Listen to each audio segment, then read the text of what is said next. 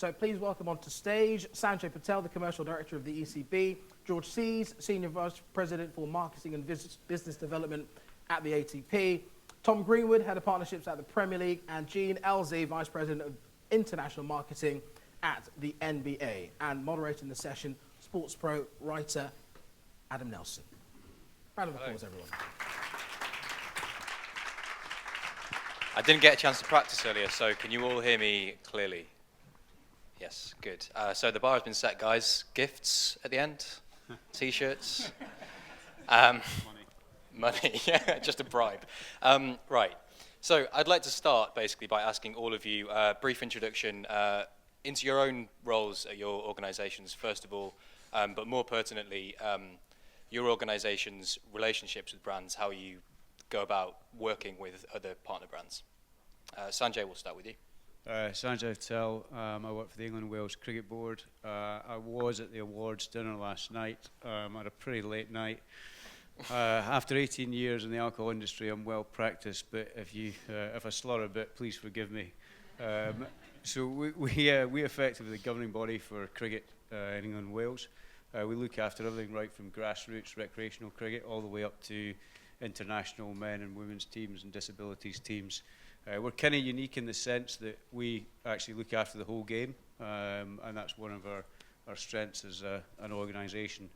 My role, I'm commercial director. It's split into 4 distinctive areas: global broadcast sales, sponsorship, marketing, and digital. I guess how we sort of approach partners, there's 3 important things for us: understanding, partnership, and collaboration. When we talk about understanding, it's really understanding the brand's business and what their objectives are. And that's not just as a token level in terms of let's just have one meeting. It's proper understanding. It's spending time at their business. It's spending time with their people, not just the sponsorship people, but their marketing people, their sales people, even the production people.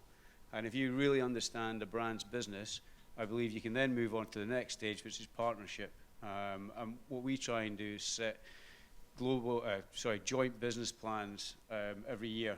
That's something that, my history comes. We always do that with big customers, and that's how we like to treat them.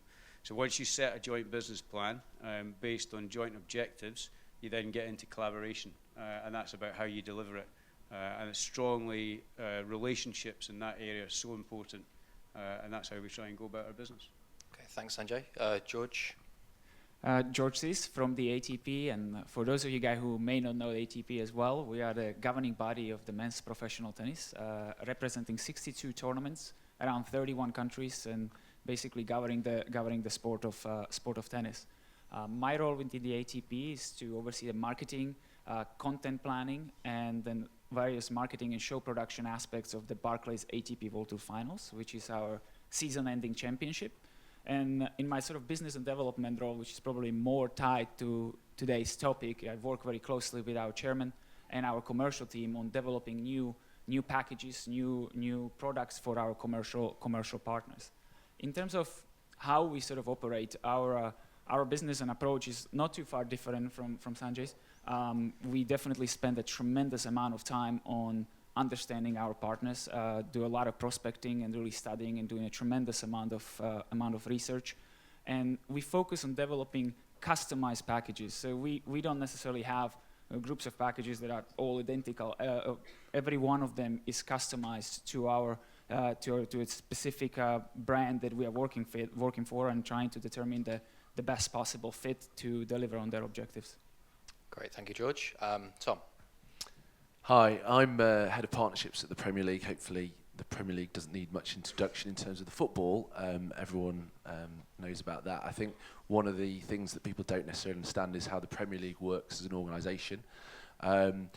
We are effectively owned by the 20 clubs, so I think some interesting sort of things happening at the moment in sponsorship, and I think often people think that the Premier League makes decisions and the clubs just fit into line. Actually, it's very collaborative, and effectively the clubs make those decisions themselves. So I think that's one of the things that it's important to stress from the outset, that is a popular misconception. My role is to look after the partnerships and licensing program at the Premier League, and as I've already mentioned, that the clubs play a key role in that. So a lot of the rights that we deliver are delivered by the clubs on a match day, and effectively it's their event. The match day is their event. So I guess our role and my role is kind of in the middle of it all, between partners and clubs, bringing all the pieces together, making sure what we do centrally interacts in a sort of coherent and kind of symbiotic way with what the clubs do in their own commercial programs. And as I say, it's a very interesting time for us at the moment. I'm sure we'll come onto it with a change of sponsorship structure coming up after this season. So quite exciting opportunities, but challenges as well. So. Thanks, Tom. So the Premier League, something that is governed by its 20 clubs. Jene, the NBA, a body that is more responsible for the clubs that it looks after. That's correct. Good morning, everyone. I'm Jene, Elzie. I am Vice President of International Marketing for the NBA. In my role, I oversee all of the marketing activities for the NBA outside of the U.S. So we are a global, not only a global brand, but also a global league. When we talk a little bit about the structure of the NBA, as a league, we represent the 30 teams outside of a certain radius within their own city. So 75 miles outside of the city, we represent all the commercial opportunities and the sponsorship, marketing, communications for the league around the world. So we've got, the way that we work with partners is that we've got a very strong local presence, and we've also got a strong global presence. We work across multiple platforms. We have our TV, our digital, our social media. We do events around the world. Brett Yormark mentioned the global games. Those are upcoming in London. So we really work across integrated platforms to provide solutions to our partners. The global thing is something we'll come back to later. I wanted to move on just to the beginning of a brand partnership. I'd like to start with you again, Sanjay. Just because when you look at, I don't want to get too deep into stereotypes, but if you look at the ECB's partnership with Waitrose, that feels like such a logical fit as a brand partnership for what cricket represents. So how do you go about identifying and then initially engaging with a brand partner? What kind of things are you looking for in that brand, apart from just money? It's obviously not just a case of highest bidder. No, not at all. I mean, I think first and foremost, I think you have to match audience. So your audience has to match the audience that the brand wants to get to. And therefore, you've got natural synergy. And if you've got that at the table, you can then work together to understand how are you going to activate against that audience. How do we allow the brand to get to that audience? How do we get content and allow them to use that to talk to that audience? And how do we get an engaging conversation between the brand and that audience? We're trying to move away from thinking about selling rights, and effectively we want to try and sell the audience because that's what we offer. There's 9.5 million people interested in cricket in the UK. That's a massive number. We've done a lot of work in terms of thinking about how we segment that audience. And then how do we match that to different brands in the marketplace so everybody's not going for the same target market or the same audience. And that's kind of how we try and work it. So to throw that over to you, Jene, when you're working on a brand that is global on the scale that the NBA is, are you looking for partnerships that, a lot of your partnerships, say with Nike or with Samsung, are these huge global brands, Pepsi as well, PepsiCo recently. But also, do you look on a local scale for brands that mean something to the local audience that you're trying to target? Yes, absolutely. I think, just to take a step back and talk about how we look at ourselves when we talk about the fact that we're a global brand. What's really important is that we've got fans all over the world, and they relate to the NBA in different ways. The one thing that a fan sitting outside of the U.S. doesn't have is an opportunity to connect with the league on a daily basis, the way they do in the U.S. So looking at the fact that you don't have 41 games a year in market that you can go to the game, so having the local angle is very important for us. And that's also true whether that's at the partnership level or at the brand level on our end. We have to have a local voice. We have to have a place for our fans to be able to express their feelings about the NBA. And that's where we really find the connection with our partners locally. And George, coming to you, the ATP is perhaps at the opposite end of the scale from the NBA in that you're looking after so many different brands. There's the players who have their own brand, countries which have a tennis brand as well, federations, the organising bodies for the Grand Slams and the Opens. There are so many different kind of brands within what you work with. So how do you go about making sure that you're working with a brand which represents the interests of all those things? I mean, it is definitely a challenge. Being a truly global sport, it's and that's very spread out. It's too hard to find deals that are able to cover the whole spectrum of the markets. One of the things that makes ATP so unique is that we, I think, deliver super well targeted audience on pretty much a mass scale. You know, our audience is so well educated. It's the higher end type of audience as you would expect when you go to a tennis tournaments, and we are able to deliver it around the globe, and that provides a very, very good fit for a lot of our partners. But I think what we look in terms of our partners that are coming to us, we're looking for a great brand fit, people that will fit in, that will make sense from the fans' perspective. One of the things that I feel that sponsorship is one of the best marketing activities a brand can engage with, but it needs to be done well. It needs to be strategically planned, and needs to be.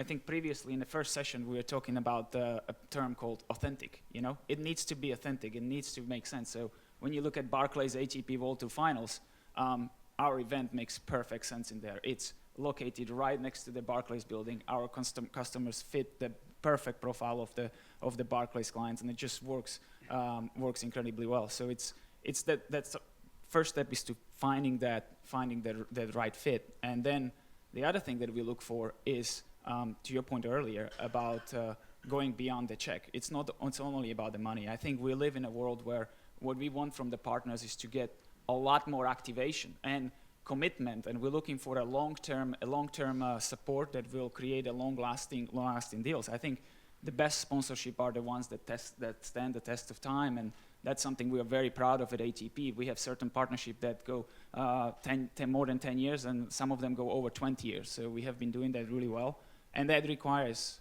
ongoing innovation because the media landscape is changing literally every day. And in order to keep these clients engaged and entertained, you know, we have to be very responsive and nimble and adjust to the marketplace. Glad you mentioned Barclays. They haven't had much coverage so far today. It also brings us on to you, Tom. We'll come to the title sponsor split later on, but if you think back to the beginning of the Barclays deal, which I know is a long, long time ago, or any deal that the Premier League strikes, how do you as the Premier League find that brand synergy initially? Well, I guess one of the primary objectives right now is, I keep going back to the clubs, but is how it impacts on what they can do. We've always had to try and keep a fairly small centre and work with brands where there's either a natural fit for aggregation, which lends itself to brands like EA, where we can sort of license the IP into the game as a whole, which we're the whole is greater than the sum of the parts, and I think that's important. We're obviously we're quite centralised in the sense that we only have a London office, and we don't have tentacles out into lots of different markets.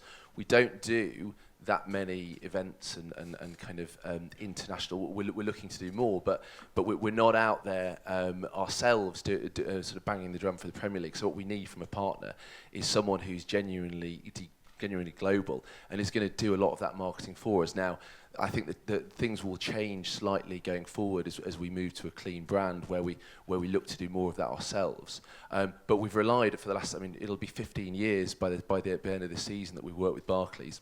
And that's been massive for us in terms of promoting the Premier League brand around the world, and working with our local broadcasters as well. We've kind of used those as our local offices really, and that's vitally important. So I think a combination of of helping us market the Premier League as a whole, and how these brands interact with club partnerships is and how that kind of the revenue we make the most of both sides of the coin is important. So we've come on to the title sponsorship thing, the clean brand. What are the motivations behind that decision, first of all? I know you've spoken about that in the past before, but if you could just go into that a little bit now. And also, what are the kind of broader benefits to tying a brand to yours so tightly? If you have a title sponsor, you are putting the two brands next to each other on all your marketing and across all your media. So what are the kind of general benefits and drawbacks to doing that? Well, yeah. I mean, the move away from title sponsorship it's actually sort of happened fairly quickly in the last few months. It has been something that many clubs of our clubs have wanted to do previously, and we've talked about it for a number of years. I think the catalyst was the UK TV deals, which were announced earlier on this year, and that financial stability we got from having that sort of those deals locked down, and the ability to probably take a little bit more of a long-term strategic view of things, as opposed to thinking kind of about the immediate future and those revenues. Because ultimately, I think the key benefit of the title sponsorship for the Premier League and the clubs is really for us. It's largely about the revenue that you can get. We obviously we've had a great relationship with Barclays, and they've done some, as I said before, they've done some fantastic promotional activation for us. But the best way of driving value is through that naming convention and that massive awareness that you can deliver through our broadcast platform. Now, the flip side to that is you take that away, and actually you're leaving a lot of value on the table. What the clean brand does to us, removing that title sponsorship, is a number of things. It puts some value back into the club's own pockets. So effectively, we're going to a non-exclusive scenario. So at the moment, Barclays have exclusivity over financial services, subject to certain exceptions. But going forward, the clubs are going to have that category back. So one, they're going to be able to capitalise on that. Obviously, some of the bigger clubs are going to make more money out of it than the smaller ones. They're also going to get some of that inventory back. I think from a Premier League Central perspective, we're looking at the ability to have that nice, shiny, new, well, not necessarily new, because I don't think we're going to necessarily change drastically the look and feel of the brand, but we're able to take back a little bit of control, which will help us from a reputational point of view. I think that will be a key driver, because I think everyone will know that there's lots of very strong positives about the Premier League. Great players, it's very competitive, full stadia, great fans. But there's always a but with the Premier League. I think people are always looking to find the negatives about what we do, whether that's from a money perspective, from a kind of homegrown players perspective. So what the clean brand will do is it'll give us that space to grow our brand and be able to kind of develop our brand positioning, so that we can communicate the really important things we do, whether that's kind of communities, solidarity across the league, international marketing. It will just give us that space. And I guess the third element is probably it'll allow a bit more space for our other partners. So, yeah. Sorry. You mentioned the kind of financial aspect there. Can you put a figure on what the clean brand will mean to the Premier League, either in terms of revenue lost or revenue that will be brought in because of having a clean brand? I think in terms of revenue lost, I don't think we'd look at it in that way. I think, as I say, there are certain rights that you can't repurpose. You can't give someone else the Barclays Premier League logo, because effectively we've lost that. But that's a conscious decision. What we're trying to do, and what the clubs have allowed us to do, there's been a bit of a speculation in the press today about how many partnerships we're looking to sell. We're actually looking at 7 in total. So which is more than we have at the moment, but effectively what we're doing is we're taking the title sponsorship and kind of spreading out some of those rights across 4 different partnerships. But effectively what we're trying to do is achieve at the very least parity with what we do at the moment. But I think long term, that's where the value is really, because the benefits in the broadcast space from having that clean brand, to other partners, to what we can do in everything we do, I think over time we'll be able to, and I'm looking to my left here at those sort of brands like in the States, like the NBA, the NFL, those fantastic clean brands who make it do fantastic work, and I think that we're very different in terms of structure, but there's elements of that we will aspire to do as well. So I think it's a long-term, it's building the value long-term, and I think that's still a bit of a work in progress in terms of how we achieve that tactically. Okay, just sticking with Barclays, George, obviously the ATP still has its World Tour, Barclays World Tour finals coming up in November. Do you think that a brand has to be of a certain size, like the Premier League, to make clean brand a really viable prospect? And do you think that the ATP could move towards a clean brand for some of its tournaments, or is it just too lucrative to have a title sponsorship? I think it's very difficult to say it's a clear cut, it's this or that. You know, I think it depends on situation. We talked about it with Tom earlier this morning about is there a simple solution for everybody? And we really came to conclusion it depends on the situation. Each rights holder will face a different challenges, different size of the brand makes a huge impact.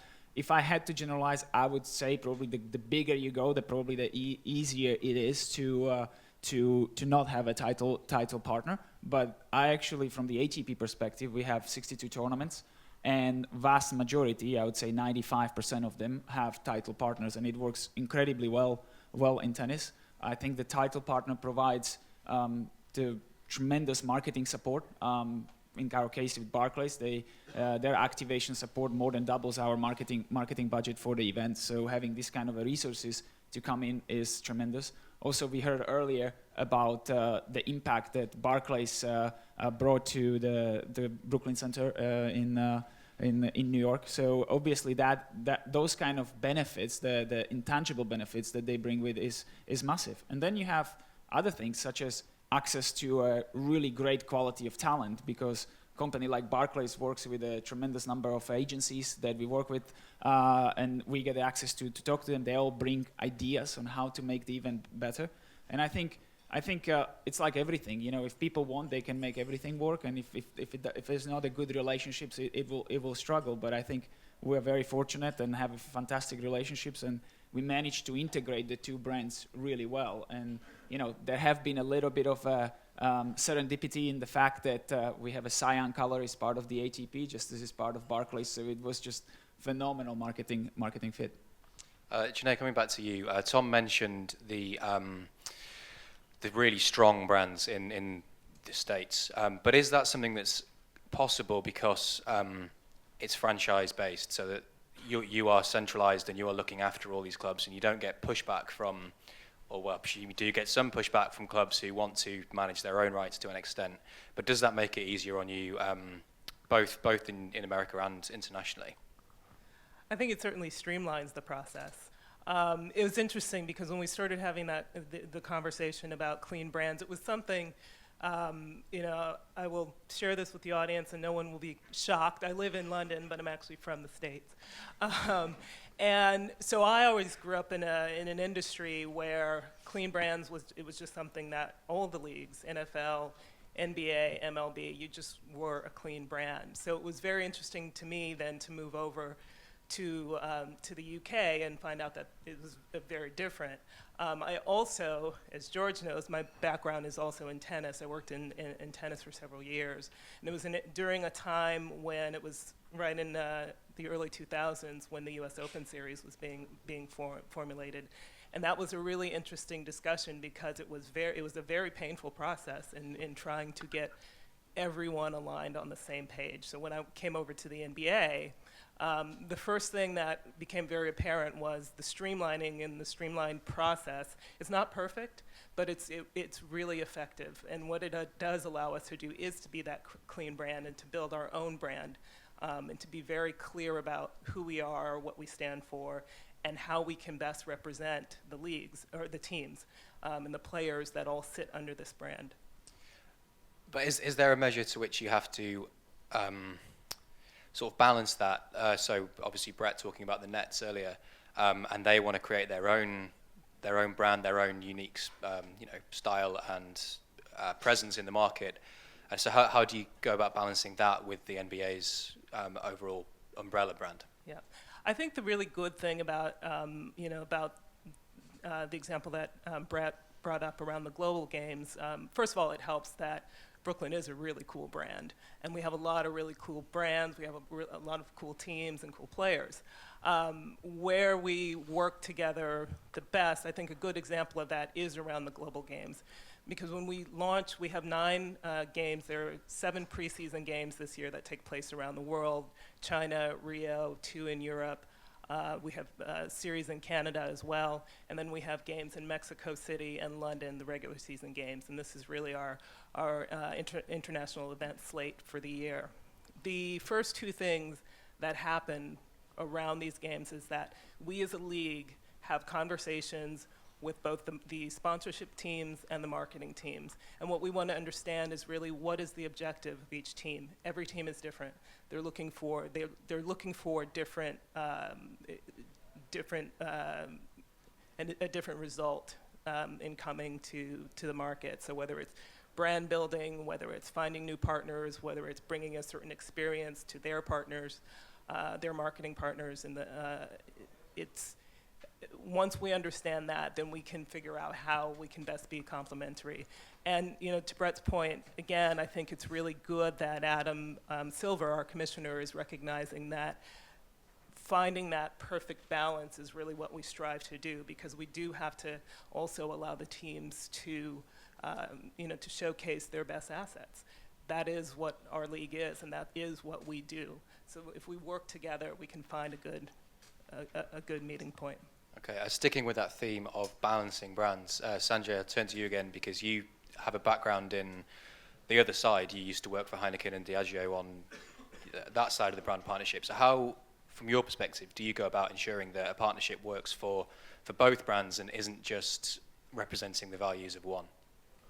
Yeah, I think hopefully by the time they become a partner, you've already got some synergy, so you're not going to have a brand at the table that doesn't fit what rights you're offering or what the sport means or the values of the sport. So you've immediately got some common ground. There's always going to be some tension because there's always going to be 2 different brands with different brand positionings, different brand equities, and different communications objectives. The key is actually to find what is in the middle ground. And also you would hope that if you can do that, then you eliminate the kind of tension between rights holders and brands. And where there is a bit of tension, I think you just need to be really pragmatic. A lot of brands get really, really hung up on that's not quite 100% about my brand and my brand values. And actually in this day and age with user content, with people interacting differently with brands have got to be a little bit more flexible. They've got to be a lot more open. They can't just simply take a brand positioning and broadcast one thing to an audience. That doesn't work anymore. So I think you have to be a little bit more flexible as brands, and you have to be a little bit more flexible as rights holders, because that's what the media market is dictating. And that's what we try and do. Has anyone else got anything to add there? Has anyone had an example of a partnership which hasn't worked for one or both parties and that's had to be addressed? No? Okay, what I'm going to do now is, because the early panel ran over, so I'll throw this open to the floor, and if anyone's got anything to add at this point. Any questions? No, right. My next question is, the Volkswagen thing in the news has been huge recently, and they're obviously quite tightly involved with Wolfsburg, the Bundesliga team. That's an example of where very close brand relations can backfire and go wrong. And do you have contingency plans in place for if you're in a relationship with a brand and that brand turns toxic in some way? Anyone want to pick off with that? I mean, I think no matter what you do, you should always have a contingency plan for the things. Now, you can't predict what's going to happen and how it's going to go, but we have a corporate communications team. One of our guys is in here, Simon Hickson, and this is actually one of his areas of expertise, and one of the worst job that you can have, because you always worry what can happen and how it can happen. But we do have a crisis crisis plan, and we specifically, even for our tournament with Barclays, the book is about this thick. All the possible things that could happen, we do think about those things. Luckily, we have been very fortunate at the ATP, and I think it sort of comes to the fact with choosing the right partners as well. A lot of that stuff you do when you do your homework and you learn what's working and what type of issues you may encounter later down the line. I think an interesting point here is yes, you have those sort of damage limitation kind of crisis management bits, but I think one of the things that we've noticed, it's to a lesser degree, but in terms of obviously working with in the banking industry with Barclays, and obviously the banking industry has had its challenges over the last few years in terms of the perception. But what we found with Barclays is they've actually used the Premier League sponsorship as a way of kind of changing the conversation a bit and getting it back about they talk about sort of doing things in the right way and really use the spirit of the game messaging that they've been doing for the last couple of seasons to kind of turn it around a bit. So I think there's an element of, yes, there are those occasions where it's something just dies because something that no one was expecting happens. But actually, there are ways of actually using sponsorship to kind of change the conversation and resurrect brands. I'm not saying that Barclays is resurrecting, but they had some challenges, and they've really used their Premier League activation to address those. And I think that's a really positive sort of case study in that. Yeah, and I think just further to that point, one of the things that's really interesting for us, we talked a lot about research and brand values, and very similarly, we had done a lot of research on our brand values and our brand positioning, and one of the things that came up very strongly was integrity, was the integrity of the league. We've certainly had our crises like everybody else, but it is something, whether it's through our CSR, whether it's through our youth, or whether it's just for what the league stands for. And I think that's very important when you think about who your partners are. It's never going to be perfect, but it is really an opportunity for some brands to, and for us as well, to partner with brands where that really comes to the forefront. Okay, just finally, and it's not necessarily in competition, the idea of a clean brand against a title sponsorship brand, but does the Premier League's move to being a clean brand suggest anything about the future of brand partnerships, or is it just a complete outlier? Yeah, look, I don't think it's an outlier because it's not necessarily new. The Champions League model doesn't have a title partner; it has 4 partners. That's a similar type model that the Premier League are moving to. So I don't think it isn't an outlier. I think that's rights holders are probably going to look at that more and more because effectively it just reduces risk. If you've got 4 equal partners on one competition or one brand, you reduce the risk. If you're in bed with one, then clearly your eggs are in that basket. So I think rights holders are going to look at this model and are going to think about doing that over a period of time. Yeah. Anyone else? I think between you have the strength of scale now, and you have localization, you have globalization and localization. And what that allows is, when we're talking about a clean brand, you just have more opportunities. And so it could be, a sign of change. It could be a sign of, the fact that we're going to a much more global view of all of our properties. I mean, that is, I think, the one strength about sport is that it is something that resonates everywhere around the world. So the more opportunities you have to work, like I said, we work very closely at the local level with finding the right partners. We've got 14 offices around the world, and our marketing teams and our marketing partners teams are dedicated to exactly that. Do you think that's something that you're able to do, have the offices around the world? And Tom, you mentioned the Premier League has only got the one office in London. Is that something that's more possible because your brand partnerships are spread rather than having this centralized single brand? I think it just gives us. I think it's actually an obligation now. So we now have to go out and do more around the world, whether that's digitally, events, good causes that we do all around the world. We now have to go out and do more. So whether that means we'll go out and develop offices around the world. I doubt it in the short term, but actually it presents a massive opportunity because we've got to go out and do our own marketing. Alongside that, obviously the broadcasters are not going away, so they still play a massive role in it.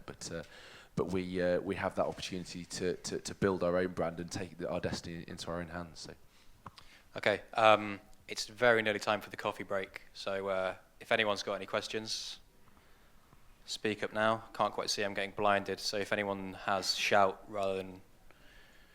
No? Okay, we'll wrap it up there, guys. Thank you very much. It's been very illuminating, I'm sure everyone will agree.